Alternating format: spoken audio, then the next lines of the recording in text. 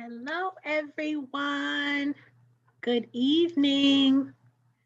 Hope everyone's doing well on this beautiful Monday evening. And I already see city and states coming in the chat. Y'all know how to do what we do. Hello, Houston, Washington, D.C.,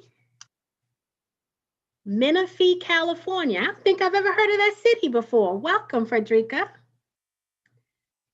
Got Alabama in the house, Georgia, Massachusetts, Indiana. Hello, hello, hello. Hey, Tawana. Hello, everybody. I'll be on in a second.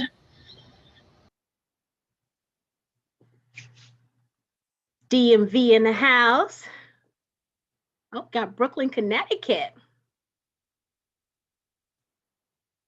Hope everybody had a wonderful day today. And again, I always tell you how grateful I feel that you could decide to spend your Monday evening with us. And when I see all the familiar names, I just smile because y'all are ride or die, and I love that. So thank you guys for coming and hanging out with us tonight.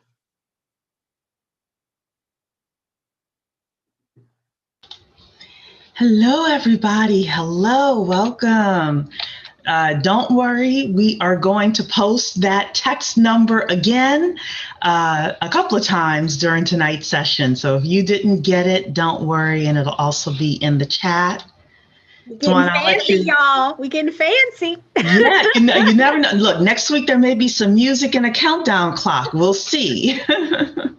We shall see. But go ahead, Talana. You can MC while I get a couple of final things up here. I'm just gonna make sure I'm in a couple of these accounts here. Wonderful. I'll just share with the community. You guys know where the bet on, but Cherie had the text message reminder up there. But I am talking to some amazing founders about pitching to us, and actually just hung up with one. And I'm still smiling because the conversation was awesome, wonderful product. I just love the innovation that I'm seeing. And in addition to these founders just following their dreams, and how sometimes it's just ordained, right? It's just it's of something bigger than all of us, and when that idea comes together. I'm just so excited about bringing these founders to you guys. I really, really am. I am praying that they all fit in your portfolio, right? Because they're all so good in their own right. So when we've been saying save your money last year, I sure hope y'all were saving your money to invest in these deals, because they are all just so amazing, and just super excited to talk to them and learn about their journey and how they got here, and obviously learn about the business model and all that stuff. But it's just it's all finally coming together, right? And I think for me, that first pitch tomorrow night at 8 p.m. Eastern Standard Time is kind of going to be emotional, because like we're finally presenting founders to this community to start that investment journey and to help get them to their next step in their business career and their it's just amazing. I don't want to get too sappy because I'll start, getting emotional because I'm just at that age. And but it has been a joy to talk to all the founders. So if any of the founders I've been talking to are out there listening, you guys have brightened these last few months for me, because I know that what we're doing is supposed to happen. We're supposed to be exactly where we are, doing exactly what we're doing. So for those of you in the Facebook group, when I posted the other day, if you know an entrepreneur, who has an idea, call them and encourage them to keep going. I mean that. Call them and encourage them to keep going so that this community can support them. Because a lot of times they just gave up because they felt like they were in it alone. So, just keep up the good work, everyone, and let's just keep helping each other and standing behind each other. I think change is in the air, and we are the change. Yeah. So we have a lot to go over today. We want to thank everyone for being here. It's officially 6:03, so we'll get started. Thank you, Tawana, for that introduction. Everybody put your city and state in the chat because we do want to know where you're coming from. Welcome to the 10K Project. And tonight's session is part one of the training about equity crowdfunding. But before we do that, we have a couple of other things to go over. So tonight is going to be super duper packed with information, and all I can say is get your pens and papers together because we're going to be going through a lot of information, throwing a lot of information out at you today. So the first thing that I want to do is talk about what the 10K Project is for people who are new. And I'm going to share my screen here. And, oh, come on. Okay, PowerPoint seems to not want to work for me today. That's completely weird. Hello. Let me stop that and try to figure out what's going on here. Okay, everybody. So I'm going to show this a couple of times during tonight's session, but the Bet on Black pitches are occurring. If you don't know what that is, just stay tuned. We'll tell you. But if you want to receive a text message to notify you when the Bet on Black pitches are about to occur, you want to text 10K to 202-410-4202. Now at 4:15 today, I sent a text message to all the people that I had cell phone numbers for. So if you're already on that list, then you can stay on. If you choose to get off, that's fine, because some people watch your emails religiously, but we wanted to have another way of letting you know that the Bet on Black pitches are about to occur. So this is the only week that we may send, well, let me do this. We are talking about how often we want to send announcements. So the Bet on Black pitches will occur on Tuesdays at 8 p.m. Eastern time. So you can basically put that in your calendar. We do want to send a text message 10 minutes before for those people who, we open up the room and they just want to click the button and know that the room is open. But we don't want to over text people. So we can text you 2 hours in advance, or we can text you the day before for you to put it in your calendar. We're not going to do both though. So put a 1 in the chat if you want to be reminded 2 hours before. Put a 2 in the chat if you want to be reminded on Monday. And I see the answers coming in here. 1. I love Cherie that you said we don't want to over text, because we had a meeting today and I got like 6 text messages like, your meeting will start in 4 hours. I was like, okay. And then it was like, it'll start in 3 hours. So it's like a countdown. I was like, that's way too many text messages. Yeah, I had to get off a list because they were texting so much, it was ridiculous. Yeah. But I'm seeing a fair amount of 1s and 2s here. So I don't know. We may have to come up with another option.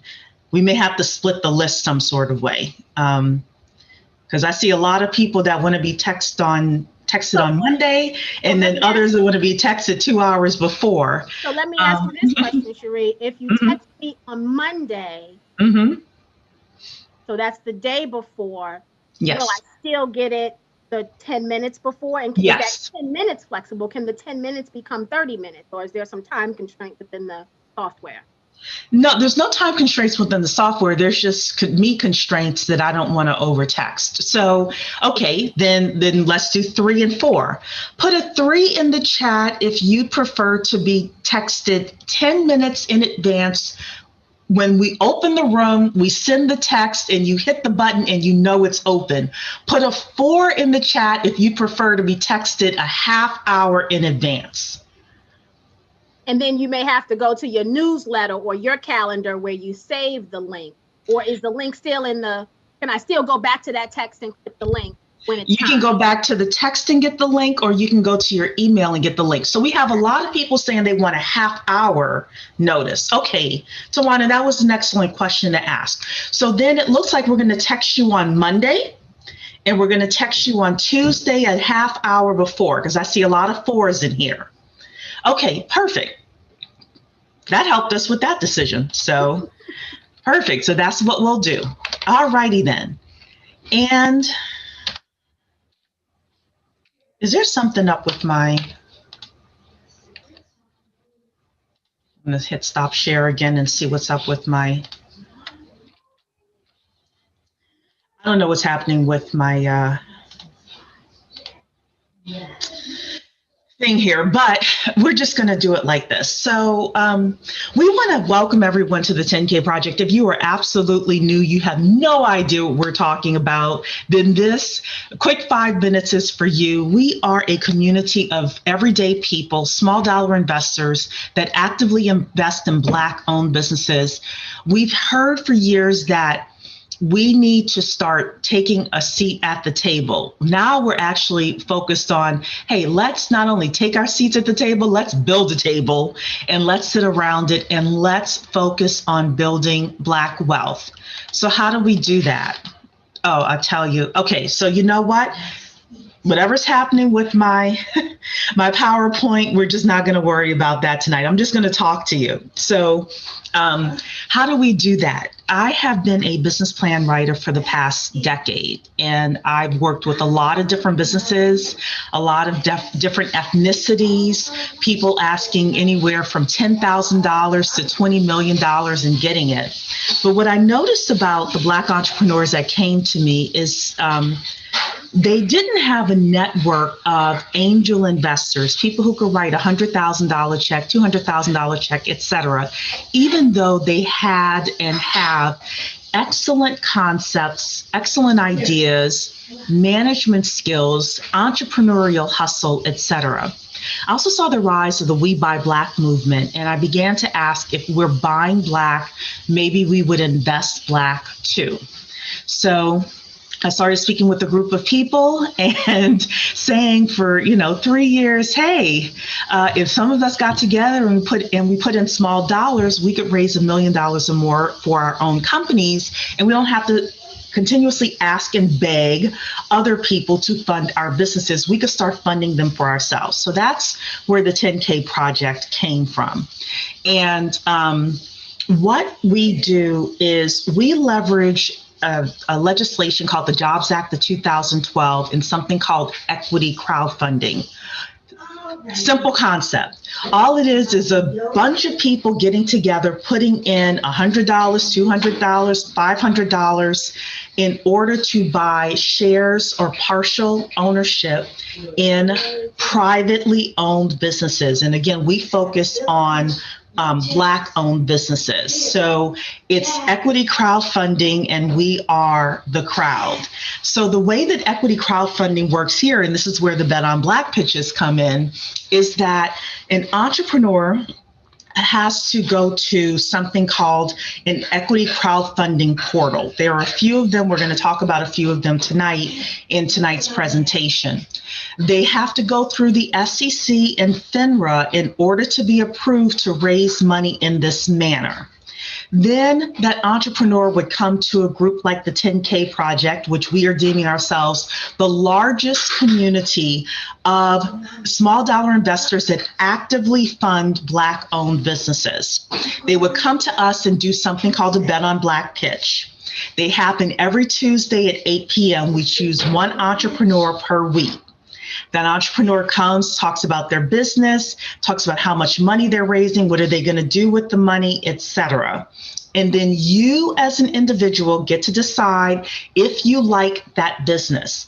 If you like that business and you want to invest in that business, it works with your portfolio, great. Then you as an individual gets to put money into that business, invest in that business in exchange for shares in that company. If it doesn't work for you, it may not be that it's a bad company. It may just not work for your portfolio, and that's okay too. You come back next week and you will see another Bet on Black pitch. And the idea is we are building this ecosystem of 3 groups. Number 1 are investors who want to actively hear these Bet on Black pitches and invest in Black-owned businesses. Number 2 are the entrepreneurs that have businesses that they are starting, growing, or buying. And number 3 is service providers. So everyday people like you and I who have CPA firms, attorneys, graphic designers, website designers, merchant services, office supply people, etc. And the reason we want to have that is because it would be a shame if we raise all of this money for these entrepreneurs and then we have something called leakage where they go to other communities to use that money to get what they need. So within our Knowledge Center, and that's something we're going to go over tonight, within our Knowledge Center, we have an expert directory. If you sell any kind of product or service and you are a member of the 10K project, you're able to add your information to the expert directory. And we're going to encourage the entrepreneurs that we're supporting, if they have needs, to come and look through the expert directory for the needs that they have. Okay, we cannot force an entrepreneur to do this, but the whole idea is by building this ecosystem, we get to, number 1, support Black businesses, we get to create jobs, we get to profit from our own innovation, and we get to circulate the Black dollar longer, which is so necessary for us to do. So Tawana, did I miss anything in that explanation? I did miss, they could become a member. Sorry, go ahead. Talk about that part first. Okay, so we want to encourage you to become a member. It is a one-time payment of $100.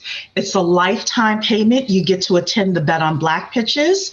You get to participate in the expert directory. You also get other members-only wealth training webinars that we have around stock options, and we have a woman coming on to talk about buying tax liens this month, I should say. We have business sessions, etc.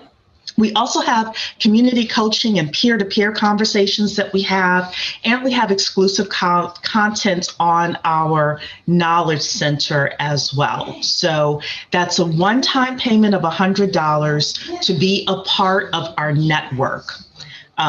And then I have one more thing is we had the replay or have the replay for how to raise, for entrepreneurs, how to raise $10,000 to $5 million for your business.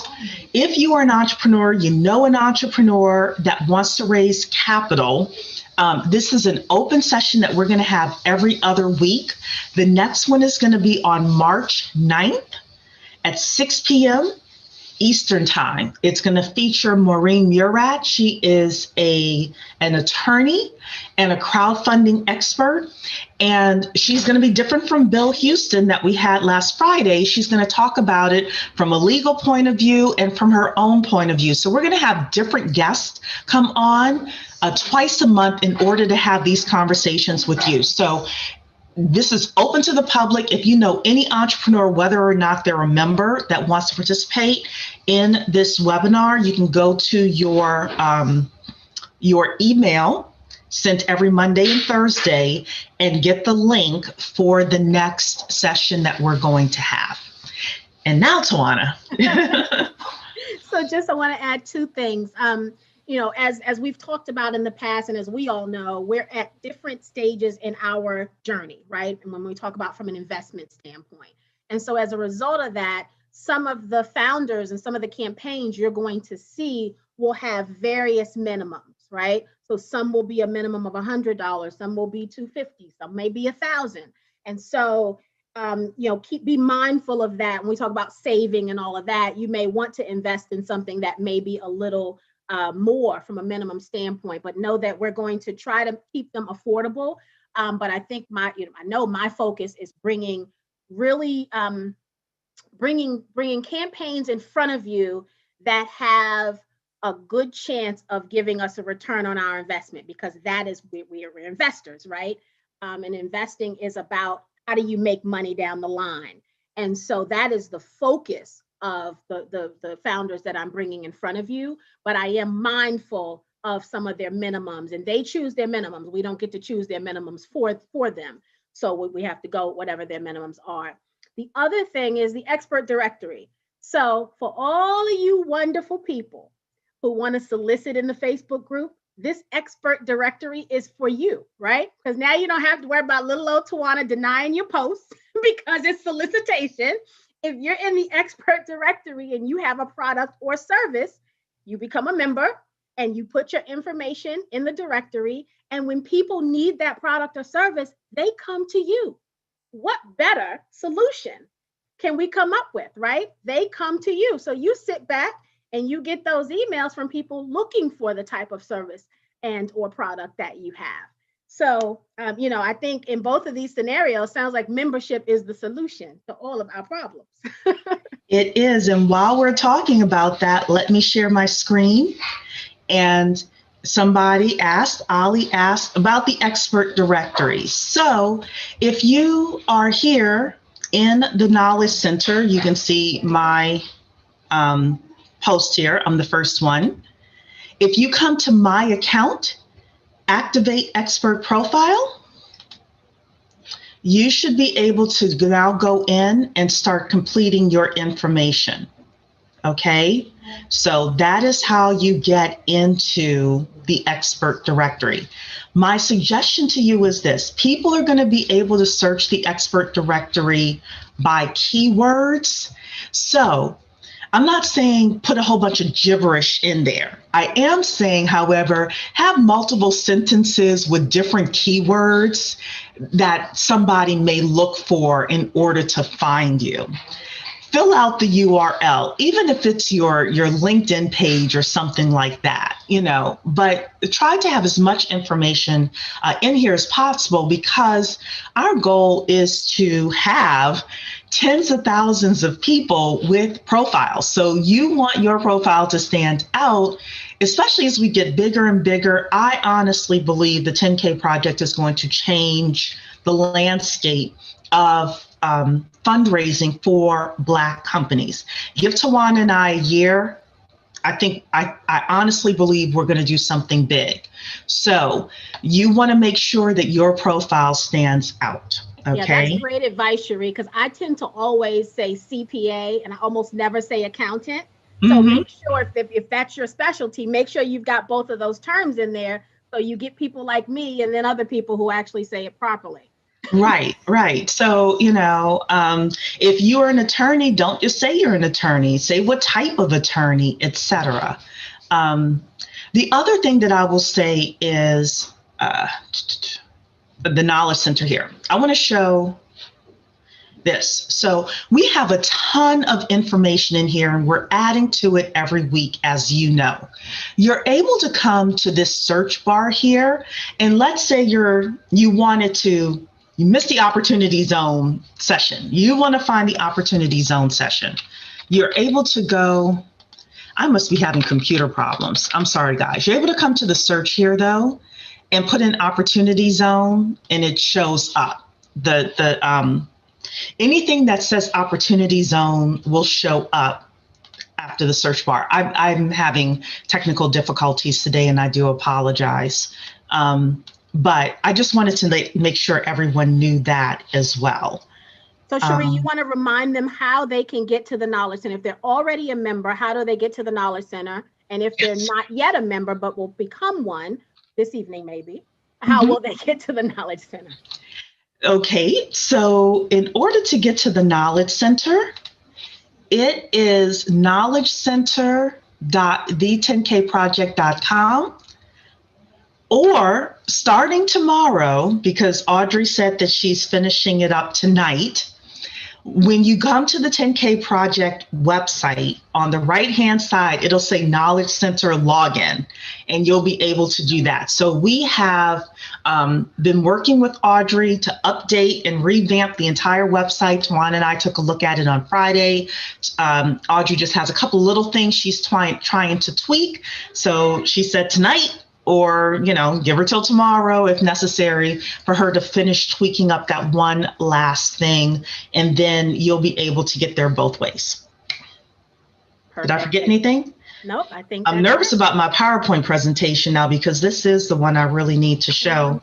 Okay, this seems to be working. So, all righty then. So let's get started with tonight's session. Put 5 in the chat if you are excited for part 1 of the equity crowdfunding training. Put a 5 in the chat. I see 5s coming. Yes. All right. So tonight is part 1 of a 2-part session. Tonight's session, we're going to talk about equity crowdfunding 101. We're going to talk about the basics of equity crowdfunding. Then next Monday, we have the top 22 questions. I won't say top, just 22. 22 questions that professional investors ask during a pitch. Now, if you want to get access to those 22 questions, which I think is useful for tomorrow's Bet on Black session, go to the Knowledge Center, put in 22, like I showed you in the search bar. It'll pop up and you're able to download that. And I suggest use it tomorrow night, because Tawana and I looked over them. I gathered them from my book and from knowing a lot of investors over the years, what they ask. And Tawana looked at them and was like, yeah, these are some of the best questions to ask or to think about as you're listening to pitches. So, before you get started, Sheree, I just want to say, yes, the intent is that you ask questions on these Bet on Black pitches. These are your hard-earned investment dollars.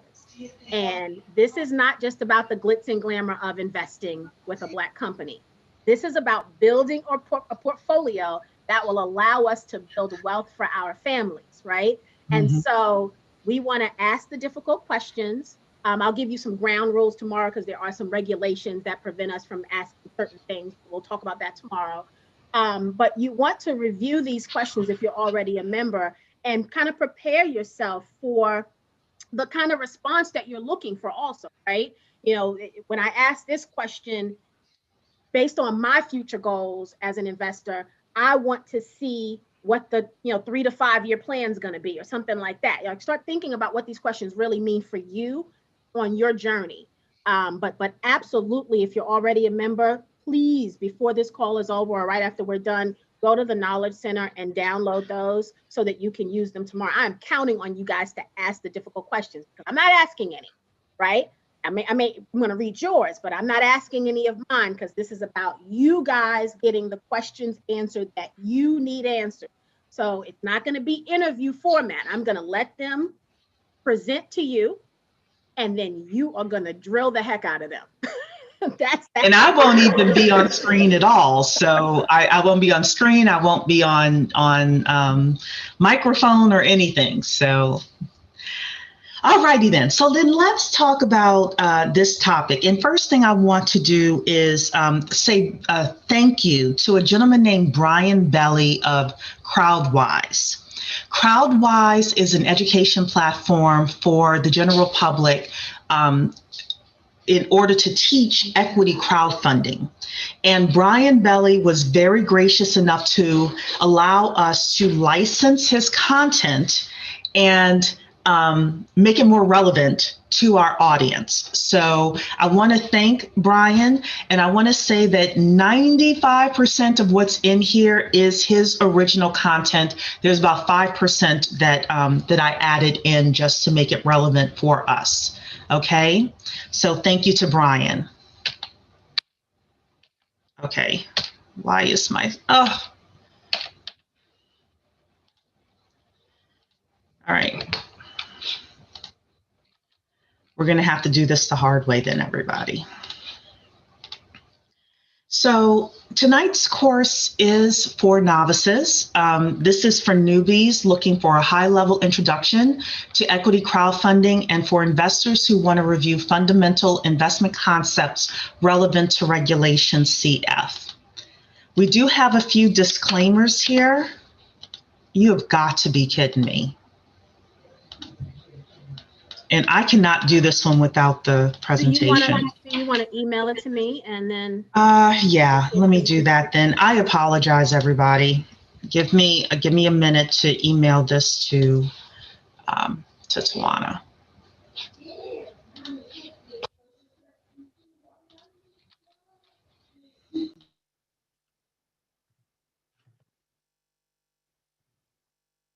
And I'm just putting the Knowledge Center link in the chat for you guys. Somebody asked for it.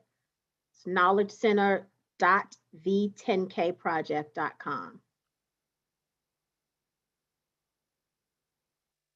So if you're already a member, you would have received your credentials for this site via email. If you are not a member, once you become a member, you'll get your credentials. So it's knowledgecenter.the10kproject.com. All righty then, Tawana, I just emailed it to you. And while Tawana's pulling that up, we do have a few disclaimers that I'll go through as well.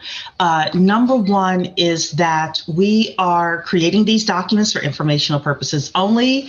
We are not professional investors, lawyers, certified financial planners, tax advisors, or any other type of investor. Nothing within this document nor anything posted, said, or created at any time shall be construed as investment, tax, legal, or other advice.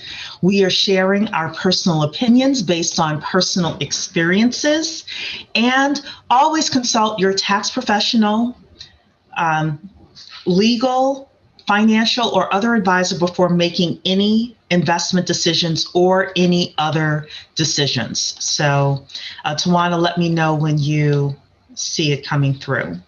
Okay.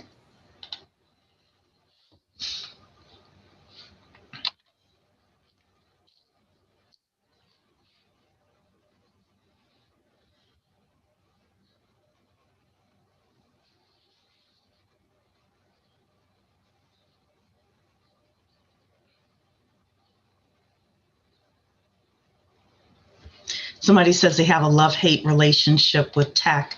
I mean, I'm usually okay with it, but I have a lot of stuff open and I'm scared to close stuff because I'm like, I've got 7 or 8 major projects at once, but I'm probably just going to have to bite the bullet tonight and write everything down and reboot.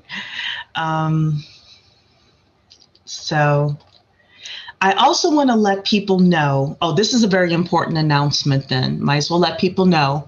If you are not a member of the 10K Project and you want to attend the Bet on Black pitch, you must be a member by 4 p.m. Eastern time. Oh, that's a good point. You must be a member by 4 p.m. Eastern time, or else you're not going to be able to get in because it's too much. By the time we're able to send you the link and all of that, I need time to make sure that I have all of that together. Dimitri's asking how many members are part of 10K. Right now we have close to 1,800. We've had a lot come in over the past week, and we have some major, I don't want to call them partnership calls, but alliance calls that are forthcoming. So Tawana and I are going to be doing some major things. I'll tell you my big goal, super huge goal, is to give our presentation, like the 5 minutes I just gave earlier tonight, to a million Black people in the community over the next 12 months. So I told Tawana this at a meeting earlier last week, actually, and she said, okay, let's do it. So we're going to be keeping score like you keep score on a basketball court or something like that. Like I'm going to have the poster board, and every time we go and speak to a group, And we have some groups that we're already invited to speak to, and others we're adding. Every time we go and speak to a group, I'm going to tabulate how many people saw our 5-minute presentation, 10-minute presentation, and we're going to start keeping score. Yeah. So Tanganyika is saying nice. Yeah. It's gonna be nice. It's gonna be tiring. But we also have this. There's a saying that little hinges swing big doors or something like that. So Tawana, I don't know if you see it, if it still hasn't come through. Not yet, but I'm spinning on my side. Okay. Right, we're gonna get it together. We're gonna get it together, yeah. And it's important for people to see the presentation as well and not just hear it. So thanks, Chris. Chris is saying we really appreciate you guys. We appreciate you too, more than you know. I'm gonna do this because it's interesting because on my desktop it's not coming through, but I see it on my iPad. So I'm gonna join again from my iPad and then share it there. Okay, perfect. We cannot be stopped. We're gonna figure this out. We can't stop, won't stop. Erin is asking, will the Bet on Black pitches be available for viewing after the session? Yes, they will. And Frederica is asking, unfortunately, I work evenings on Tuesdays, so would I be able to view the sessions on my own? Yes, you will. Yes, we will send replays. We will. The other thing is so that, we're able to maintain control over the Zoom sessions. Usually we're pretty relaxed with the Zoom sessions, but for the Bet on Black pitches, you can only join from one device, and you are only able to join from the email address where your membership is from. So we're very controlled about that, very specific about that for a couple of different reasons. Number one is we want to know how effective the 10K project is in helping these founders, because the more effective we are with helping them, the more effective we can be with getting high quality entrepreneurs to come to the 10K project. And number two is, you spent your hard-earned money for a membership, and we want to make sure that others are not slipping in. So we just want to make sure about that. All right, it came through. Let me get to presentation mode, and then I will share.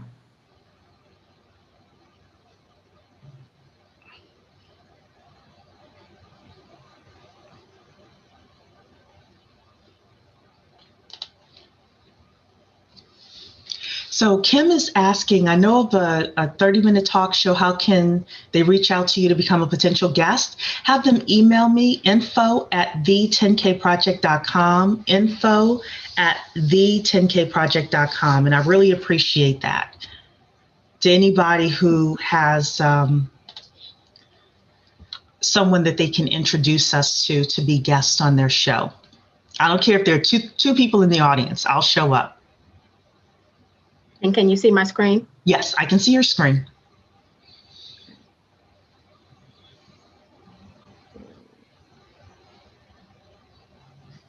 Okay. You still see it? Yep. All righty then. So we're going to officially start all over again, so that way we're able to cut this out and have it on our website and other places. So. Hello, everybody. Welcome to the 10K Project and Equity Crowdfunding 101. This is part one of a two-part series that we are doing around equity crowdfunding education for our community. We want to take a special moment and thank a gentleman named Brian Belly at Crowdwise, crowdwise.org. He does equity crowdfunding for the general public, and he has licensed his content to us and told us that we can make it relevant for our community. So 95% of what you see today is going to be from Brian Belly and Crowdwise. We did about 5% of additional things to make this relevant for our community, but we especially want to thank him for allowing us to use his content. Tawana, next screen, please.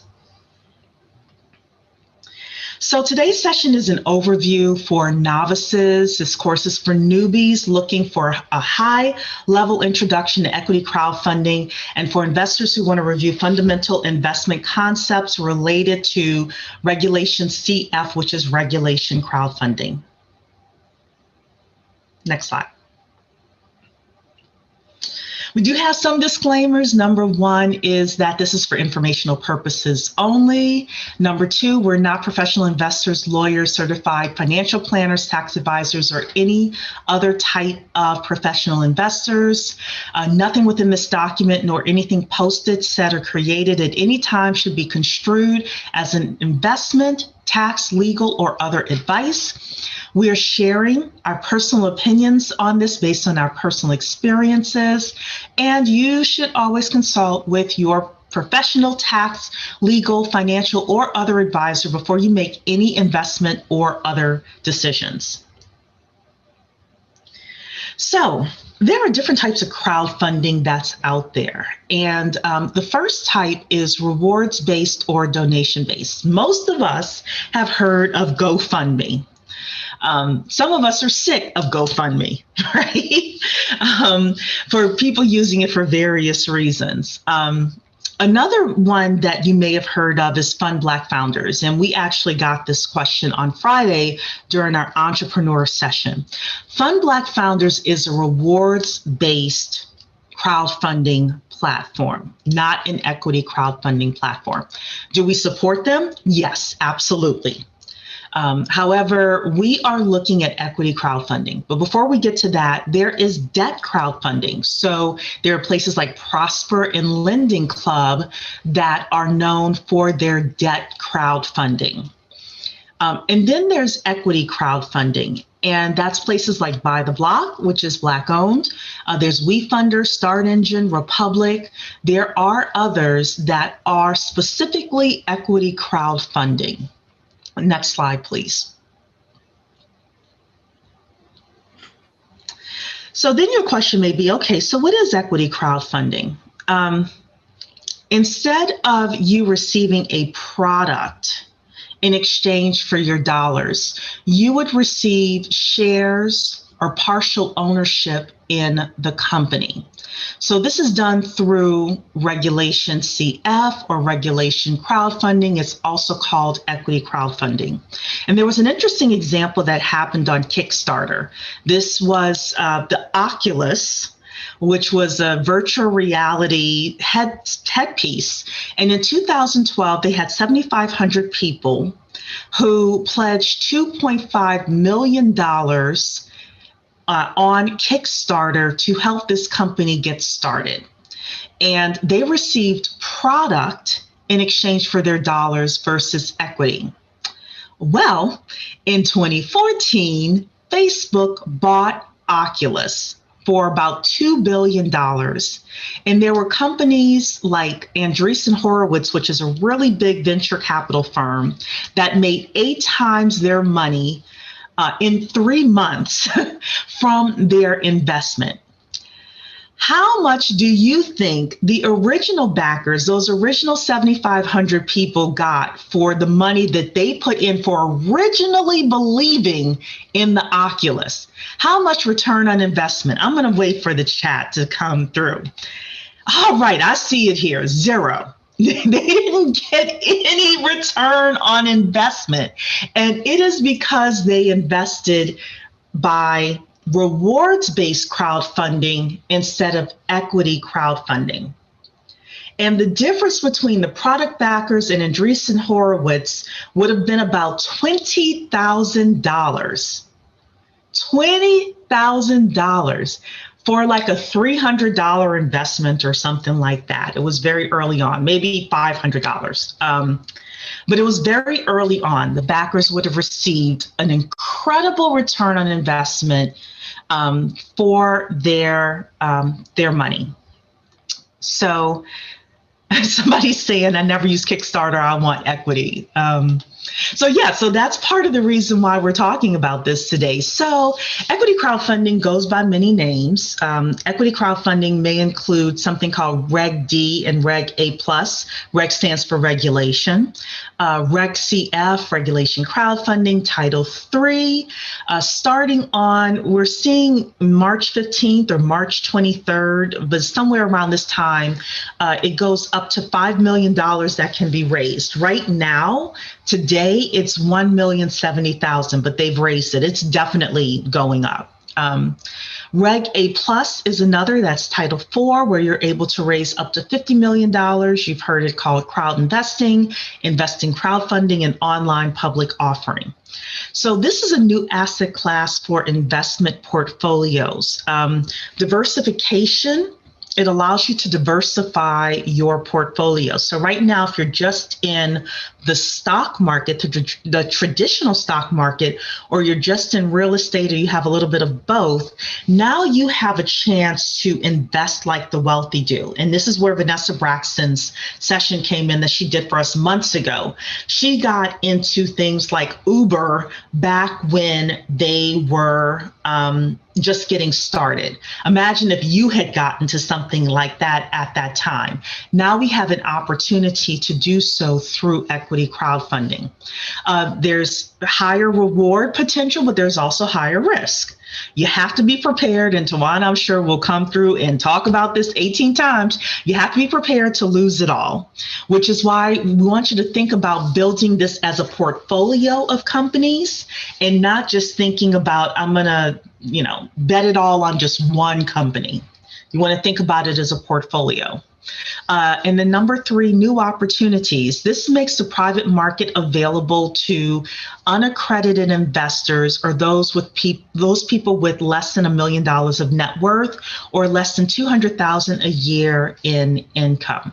Tawana, I'm going to let you speak here if you want about the portfolio thing and not betting more than you can lose, or not investing more than you can lose. Yeah, I think that's the key, right? We want to build diverse portfolios, but we want to be smart investors, right? We want to make sure we have disposable investment dollars. Don't use your rent money, guys, right? Don't, because you can't get it back.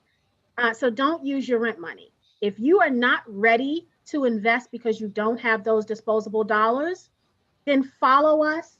Stay in tune, learn things like this, right? Learn how to be a more savvy investor, learn about crowdfunding, take advantage of all of our webinars to learn how you can make additional passive income so that one day you can have those disposable dollars. But please do not tap into the kids' college funds and do not use the rent or mortgage money. Yeah. So there's still a lot for you to learn here and still benefit. You're not ready to actually invest, don't do it, because you can lose it. And losing it doesn't always mean, something bad happened or something fraudulent happened. Sometimes businesses just don't make it, right? We all hear about businesses that fail after the first couple of years for different reasons. And that's as much as it's possible for them to become a unicorn, right? To become an Uber, right? It is also possible that maybe they're before their time. We've talked about things and often where a business model is just too early, right? The people think about if somebody tried to do some of this tech stuff that we're doing now, if somebody tried to do a Zoom 20 years ago, we would have all laughed at them, right? Mm-hmm. Because sometimes the people are just not ready. And so we have to understand there is a risk. So I will say over and over and over again, do not invest more than you can lose. Because while winning is what we want to do, losing will happen on some of these deals. They just won't become billion-dollar companies.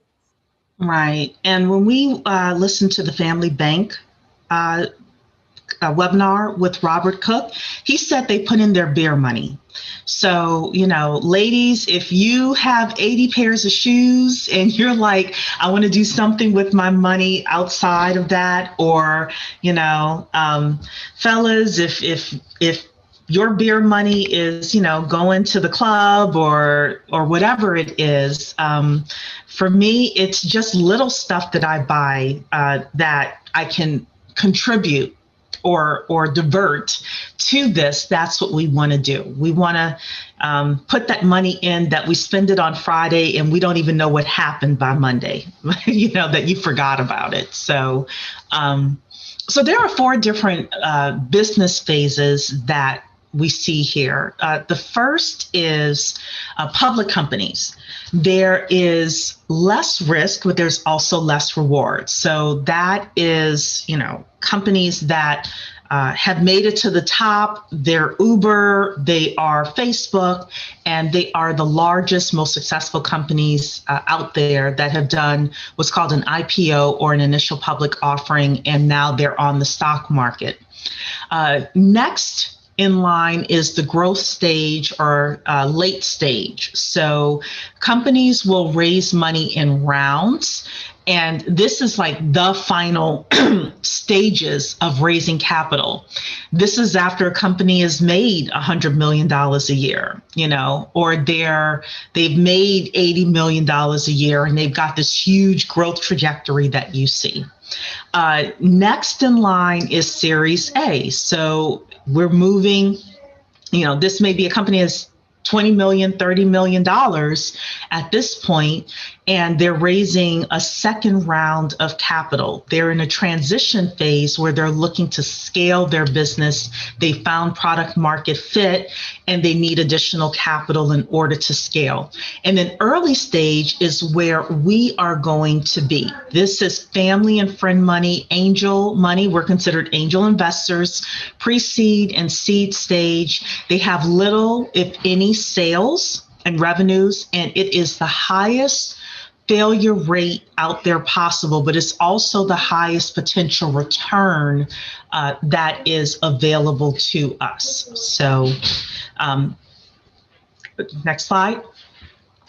So as you can see from this one, this is just a different way of showing the same thing. We as angel investors are working more towards early stage. And I will put a pin in here and also say that I've been passionate about us buying businesses and not just starting them. So that will mitigate some of the risk that we have with participating solely in startups.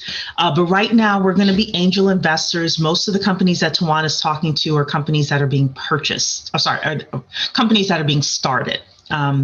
Then as people get into Series A, that's venture capital money, that tends to be a bit bigger. Then growth late stage is what's called private equity.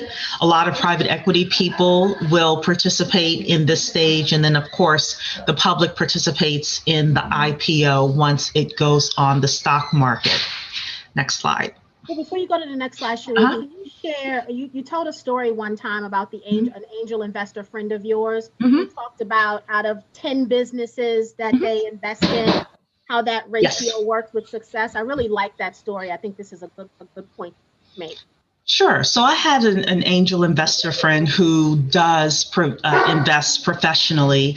And what she said to me is that out of 10 companies that she invests in, 6 will fail, 3 will just give her money back, and 1 becomes super successful. And she never knows which one is which. But she does try to make smart decisions. Some of those 22 questions that we go over next week, a lot of them are actually her questions. So she tries to be smart with regards to the company she's investing in. And she's also a super involved angel investor as well. So she will be on their board sometimes, and she'll connect with them in order to figure out what they need. But no matter what, she told me that industry-wide with professional investors, that's how it tends to work. So that's why you want to build a portfolio. That's great. Thank you. So here are some historical returns based on the S&P 500, anywhere from 7% to 9%, which we've heard time and time again, are the annual returns. Angel investing is about 26 to 27%. Now, we cannot guarantee this is going to be your percentage. This is based on the number of investments that are out here, and it's average across multiple industries and multiple investors. Then you have venture capital, which is also early stage here, anywhere from 10% to 46%. Part of the reason why you have such a big range, I believe, with this is because years ago, it would take, when I talked to that angel investor, which was probably about a decade ago, she never expected her money back before 10 years. These days, some companies are getting higher valuations and getting their money back a little bit sooner, but it usually takes a while for you to see an increase, such an increase in your portfolio. So, and then private equity, that's again, the later stage stuff is 13%. So I want to show one more thing, Tawana, before you leave this, and that is more risk, more reward. So the angel investing and the early stage venture capital has more risk, but it also has more reward with regards to the annual returns. Whereas the private equity and the S&P 500, those are people that are getting in later. With these investments, they have less risk, but they also have less reward. I want to stay here for just another second and touch on something you just mentioned. The time frame. This is not a get rich quick thing, right? If that's what you're looking for, this is not the right community, right? They exist, and you can probably find them all over social media, but that's not this. This is the long game we're trying to play here, right? With investing, responsible investing, where we do our due diligence and we grow well. So please make sure that's your mindset, or you won't be happy here, because we're not looking at things that are going to be get rich quick. Yeah. Michael is asking, where's real estate on this list? It's throughout the list. It's throughout the list. So I'm sure within those deals, there were real estate offerings. So what's the current state of Reg CF? According to Crowdfund Capital Advisors, capital commitments to Reg CF rose from 134.8 million in 2019 to 239.4 million in 2020. The average raise in 2020 was $308,000. So I know from my business, when I'm talking to a lot of founders, they don't need $5 million. A lot of them need $100,000 to $300,000 to reach the next milestone in their business, whether it's getting their product created and getting the inventory and getting it into a store, or whatever the next milestone is. So we have the ability to do a lot with just a little bit, and potentially help additional companies as well. The other thing that I want to say about this is right now it's 239 million, which is not a lot of money. However, over the next decade, crowdfunding is expected to be a multi-billion dollar endeavor, where there are people who believe that crowdfunding is going to overtake banks with regards to being the primary way that entrepreneurs get the funding that they need. Now, there is still a lack of diversity in angel investing, and that is reflected in the statistics of funded founders. Even though there are a lot of people who want to say they want to invest in our businesses, the needle is not moving as quickly as we would like it to, which is where the 10K project comes in. So next question is equity crowdfunding right for you? And you got to ask yourself some questions here. Number one is, what are your goals and investment objectives? Number two, what is your risk tolerance? And how would you feel if you lost that investment? Would it bankrupt you? Okay. Number three, can you live without the money for 10 years or longer? Number four, what is currently in your investment portfolio, and how much of your portfolio is high risk assets? Because most of the angel investors say don't put more than 5 to 10% of your total investable assets into early stage startups. And then number 5 is, what's the opportunity cost of your time and money? Are you willing to spend time on, first of all, coming to the Bet on Black pitches or listening to the replays, doing your due diligence or research, and learning the early stage investing skills required for success? This is so important. And then finally, remember in Reg CF investment that likely over 65% of early stage investments will fail. So again, this is why you want a portfolio, and money is tied up. It's pretty illiquid. I went to, I'm sorry, hold on a second. I went to a session. I apologize, everybody. I went to a session last week where there are some companies that are working on this illiquidity issues, meaning your money will be tied up for less time. However, there's some laws that need to be passed for this to really come into fruition. So recognize that people are lobbying for this so that your money is not as illiquid, but this may take time. This may take several years for it to finally occur. So it's okay to determine that equity crowdfunding right now isn't a good fit for you. We would still welcome you to become a part of the 10K project. You can come to the Bet on Black pitches. You can listen. You can, be a part of the energy that we have going on here while you're getting your income right or lowering your debt or whatever. We want to encourage you to do that too. Right, and you've got that expert directory. So if you've got a skill where you can monetize, or a skill that you can monetize, right? Maybe you become a member.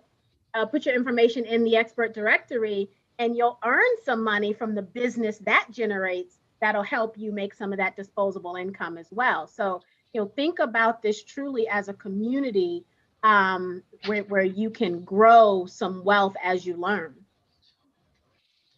Absolutely. Absolutely. And I would encourage people to do that. I mean, we don't necessarily, I'm going to ask this. We don't want you to harass the entrepreneurs. However, if the entrepreneur says, hey, we're using this money and part of it is going to be used for X, and you do X, especially if you become an investor of theirs and they allow it, reach out to them and let them know, hey, you mentioned that you're going to need X in order to grow. I have this skill. I've been doing it for the past 20 years. I believe I can be of assistance to you. You never know. Yeah, and I can tell you, Cherie, that all of the founders I've been talking to and the ones that I've scheduled already for us as well, I've talked to them about this truly, us building an ecosystem, right? Where the intent is that as they grow and start to need people, they come right back here to get that talent. And not one of them have said, oh, I'll never do that. They've all been like, wow, that's awesome. Like, I would so do that. So they've been on board with that. And so I think that's what we have to remember too. This becomes kind of a one-stop shop, right? We invest in them, then they invest in us. Absolutely. So does anybody know who the guy on the screen is? I want to see the chat here. Lil. Anybody know? Warren Buffett. Sarah, you got it. Warren Buffett, the man himself. Yes. So if you don't know who Warren Buffett is, he is probably the most well-known private investor out there. Watch a lot of CNBC. You will see him all the time. People refer to him all the time. In my opinion, what he says is probably as important as what Joe Biden says and what the Fed chair says when it comes to the economy. That's how influential he is. So he talks about investing. He talks about a lot within investing, but one of the things he talks about is not investing based on emotions. And I think this is so important for us in our community, especially because as we hear the Bet on Black pitches, we are going to get emotional because we finally get to see us. And if you have kids with you, we want you to live stream it to your kids, either, the big television in your house or whatever, and get them to engage as well and see themselves. But we have to be smart investors as well. And what Warren Buffett says is we don't have to be smarter than everyone. We just have to be more disciplined than everyone. So professional investors have rules that they've established, and they invest based on that investor rationale, and once they decide on their rules, they don't break their rules. It's a really big thing. Yeah, that's actually good. Mm-hmm. So let's talk a little bit about how you screen and select the deals within the Bet on Black pitches or any deals that you're talking about. I had never heard this term before. I think it's pretty interesting. Don't diligence. So due diligence is a fancy term for research, digging in deeper, figuring out if this is really for you. Well, Brian started this off with don't diligence, taking the stuff that you just know is not for you. Don't belabor it. Just get it off the chart here, or the list, and say this is not for you.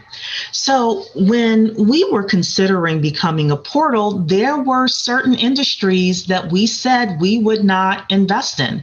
I'll tell you one of them. I hope Tawana doesn't mind. We said no prison to pipeline industry. And we were very honest about it, and all of us agreed, right? So now we're not saying if people are helping prisoners, that's not what we're saying. We're saying no prison to pipeline industry. And Dr. Keisha was the one that brought that up because she's a high school teacher, right? No porn, even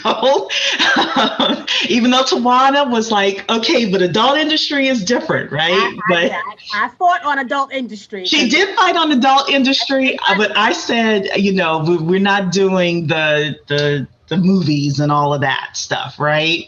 But no violence. We talk about no violence. Yeah. Like if it's even if it's a tech, and maybe they do some innovative things with gaming, but if it's violent gaming, we don't support that. Our kids see enough of that in the real streets. They don't need to see it on TV playing a game about it.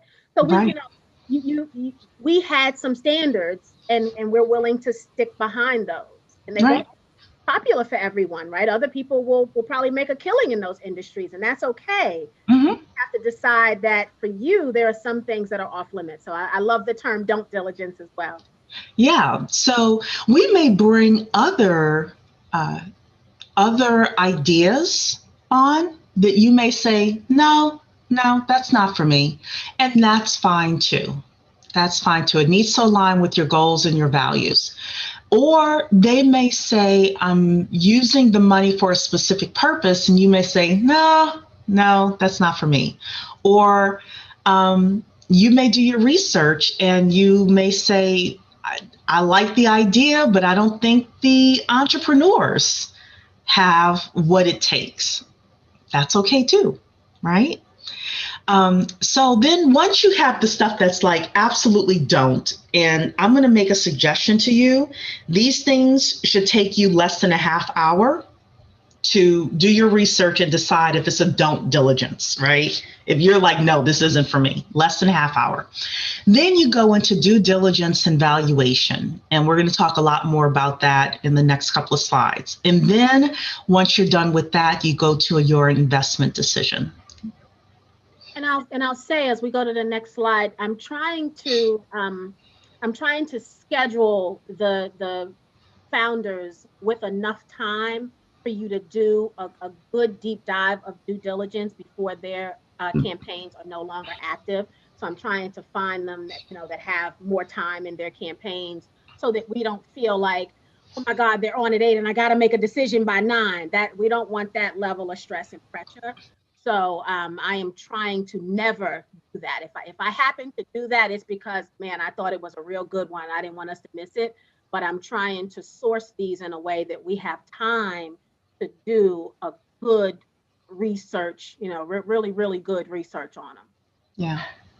So a little bit more about don't diligence. Ask yourself personal questions about, do you have the funds to invest? Sometimes that's the reason why you're a don't this week. You have allocated your funds. And will you have enough time to do your research on the company? And then while you're listening to the Bet on Black pitches, look at the minimum investment. We are going to do our best to make sure that the minimum investments are reasonable. However, you have to look at the minimum investment for yourself. Is it equity or debt? And does that matter to you? There are some things called convertible debt, which you may want to do that, you may not. So do they have a rock star team? Or is the entrepreneur or the set of entrepreneurs, you're like, I don't think so. I'm going to pass on this one. The stage of the company, and then the upside potential as well. So you want to look at that. And you can also review their campaign on the equity crowdfunding portal. When we have the Bet on Black pitch, we'll make sure that you have that information so you're able to go and view their entire campaign. And I just want to stay on the Rockstar team for a moment. The team is everything, right? And the team won't always look like the founder, but the skill set may be what that founder needed to be successful. So let's be mindful of that as well.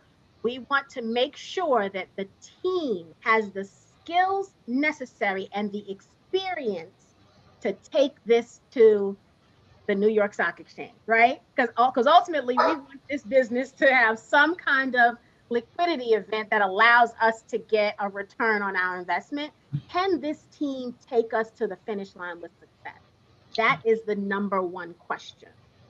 So I just want us to be very, very mindful of that partnerships come in all shapes and forms, and we don't want to be distracted by that or think that's somehow a negative. Do they have the experience to take this business to the top? Yep.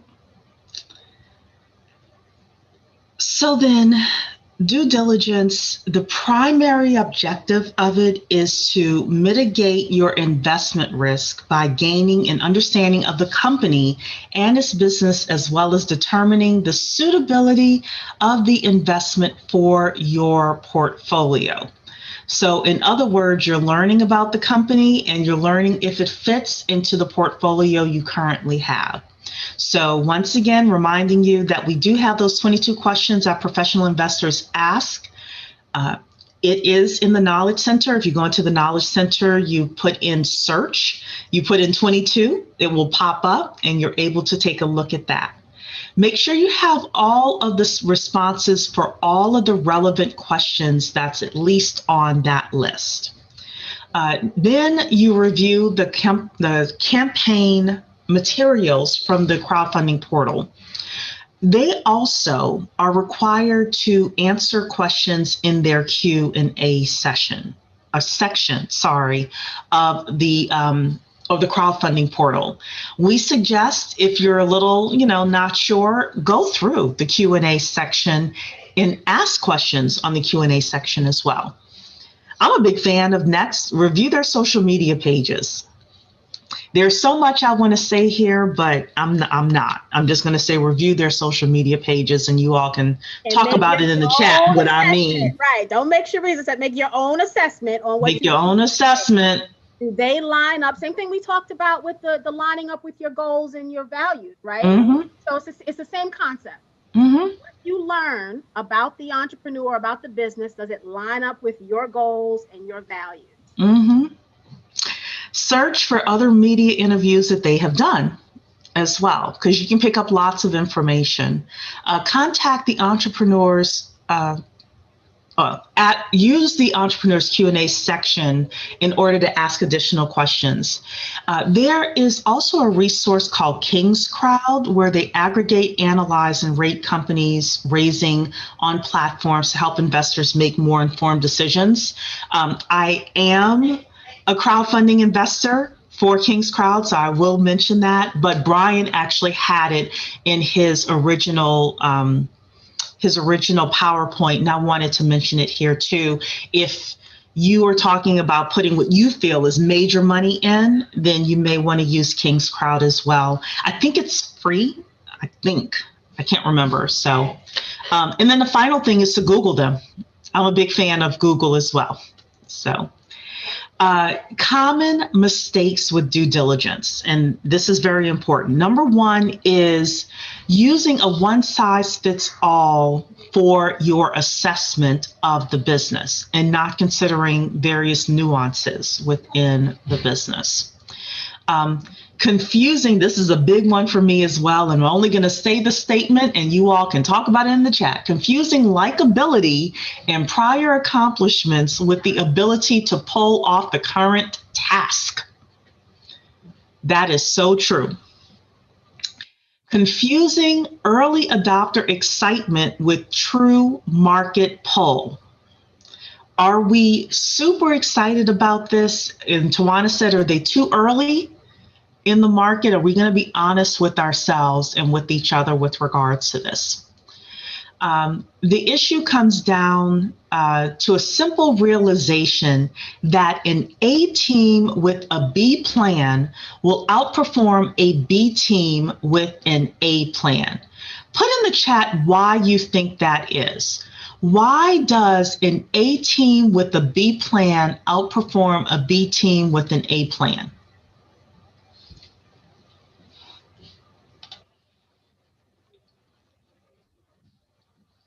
The team is number one. Team trumps plan. Need a backup. Close. Why do you think an A team with a B plan will outperform a B team with an A plan?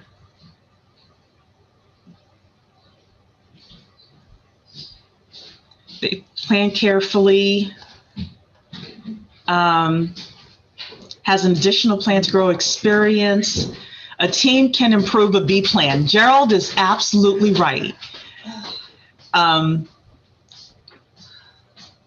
Okay, so you invest in people, exactly. So I'm gonna say two things here with regards to this specific sentence.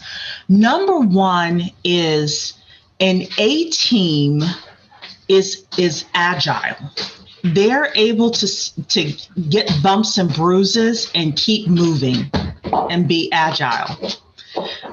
Versus sometimes you have really good teams that are very cerebral, that if you throw any hiccup in a business process or a business plan, they cannot function. In an early stage startup, you want the team that can take a hiccup and keep it moving, move left, move right. I kind of call it like the ant, right? If you ever think about an ant, you can put something in front of an ant and they go around it, they are like focused on whatever their destination is, right? So the reason that you want the A team with the B plan is also because an A team can attract other A team members that can elevate that plan from a B plan to an A plan, right? Because people want to be around other great people, especially in early stage startups. The final reason is because an A team can execute. They can execute. So if you think about Microsoft, for example, Microsoft was not the best product out there at the time, but they had the better team, you know, and the better alliances. And because of that, most of us are using PowerPoint and badly, and in Microsoft Word and Outlook today. So another common mistake is rushing the process, or FOMO, which is fear of missing out. You want to be careful internally of FOMO. And then the final thing is not having an investment checklist.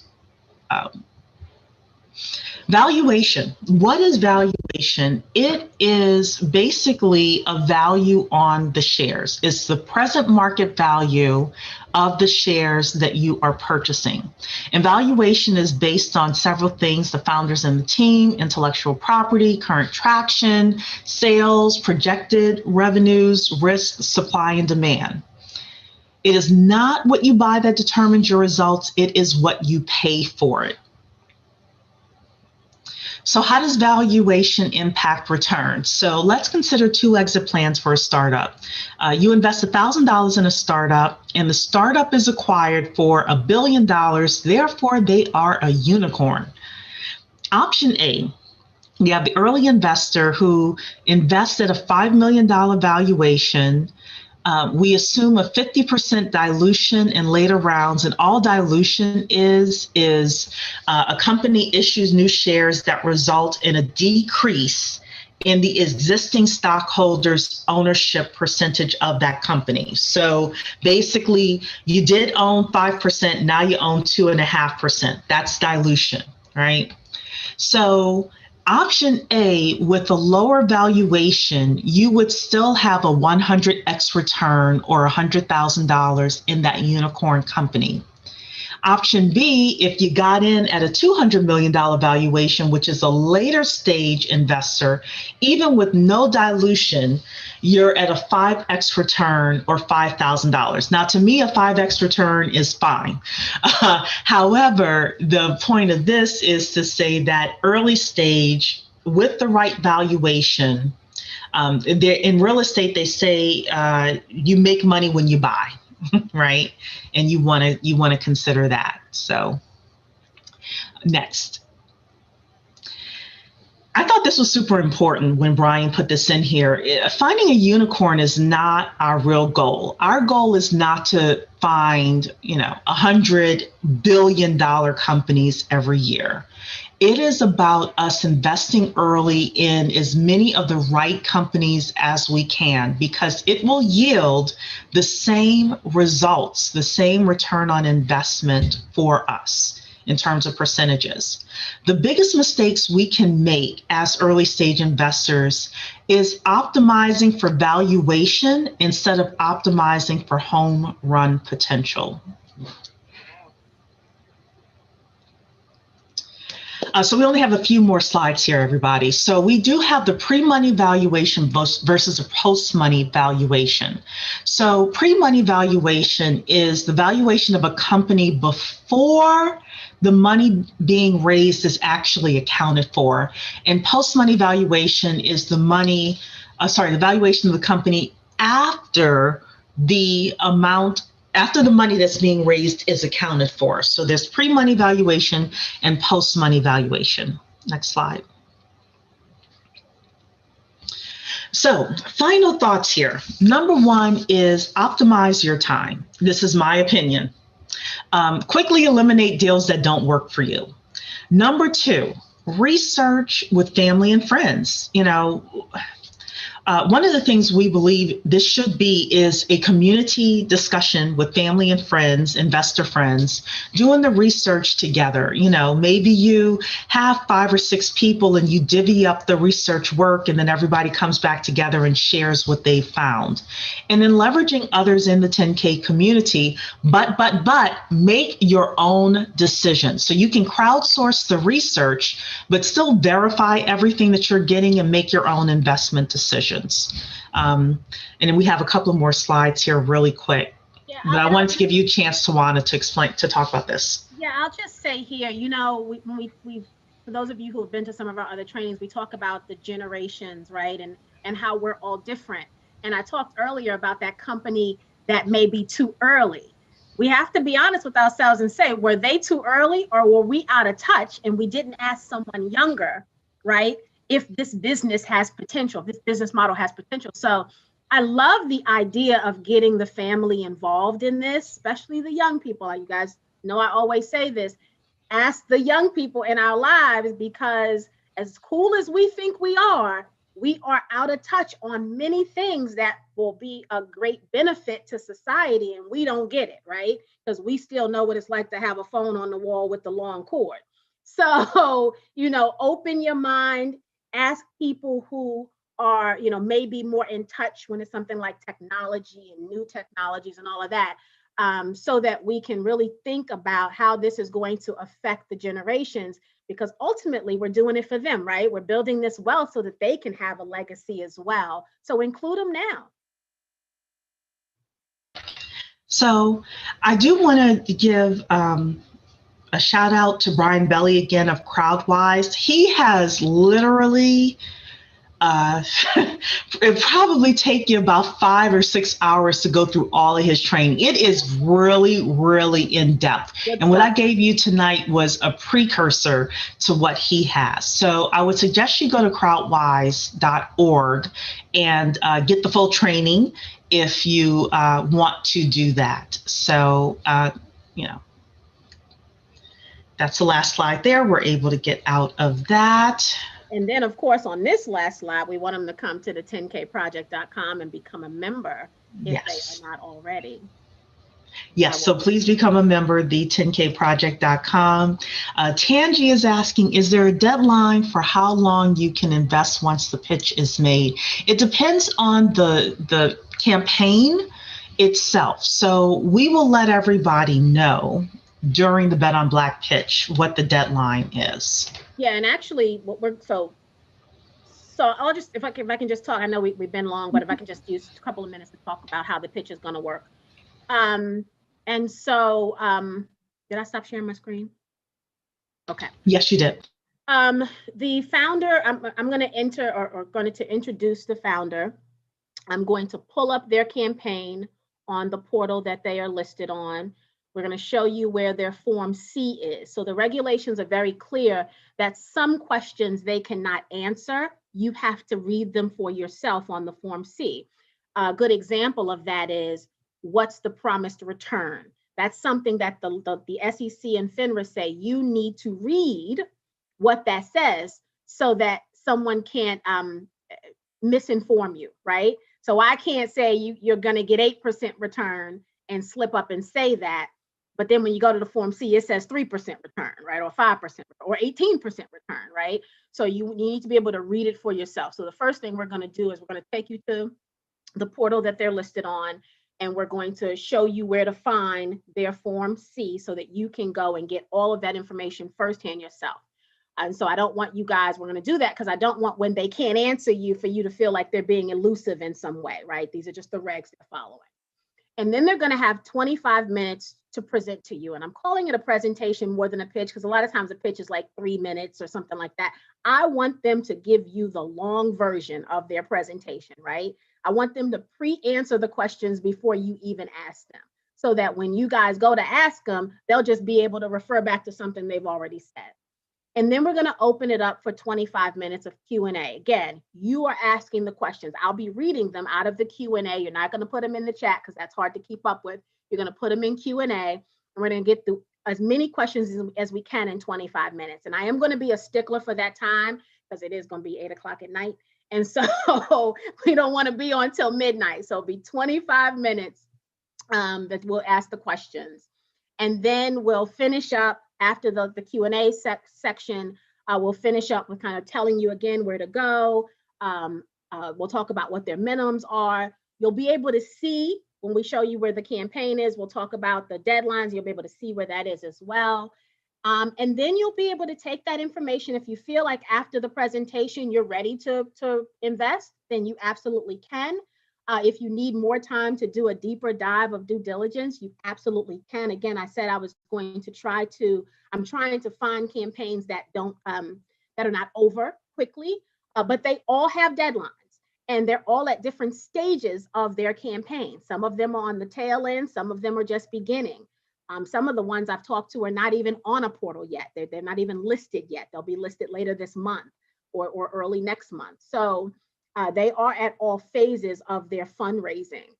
Some of them are raising money in other places, not other crowdfunding places, but some of them are raising money in the venture capital world.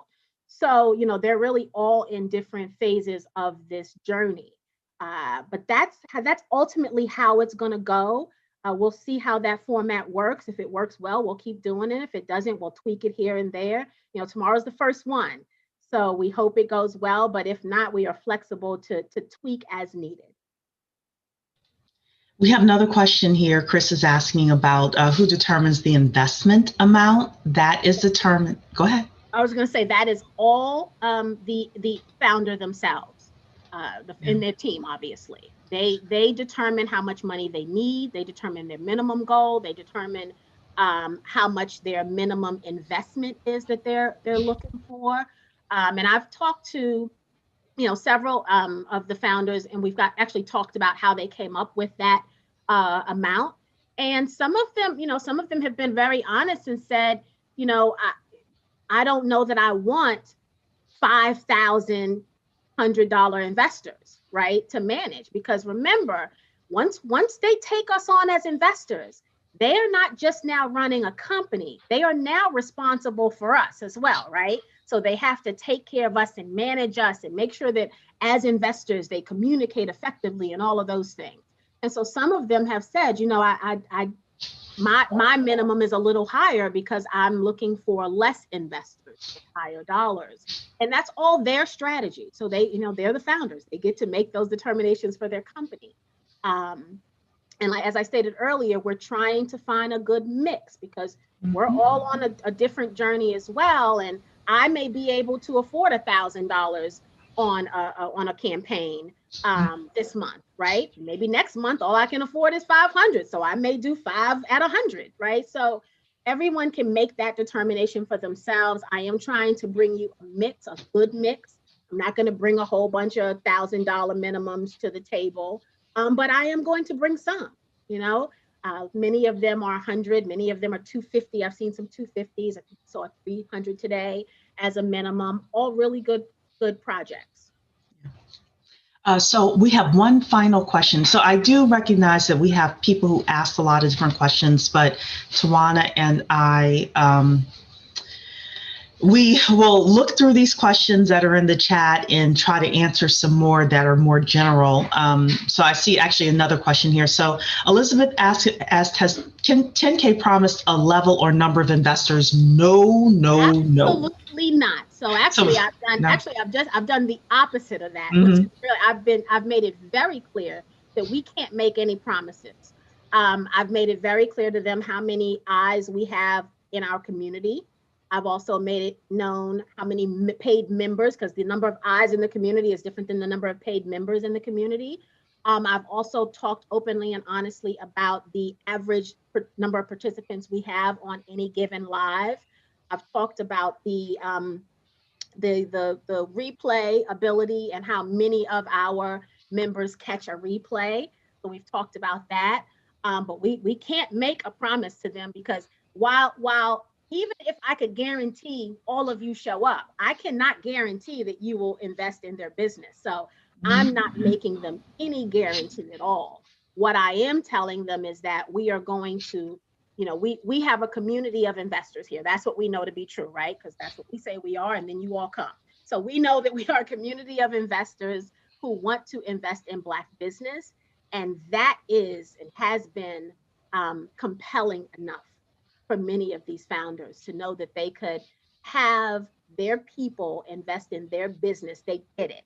They get the importance of building the wealth on the investor side for our families, and they get how it can benefit them. Because remember, in many of these situations, we will not just be investors. We will also be consumers of some of these products and services, right? And so for them, that's what they've looked for. That's what they've waited for.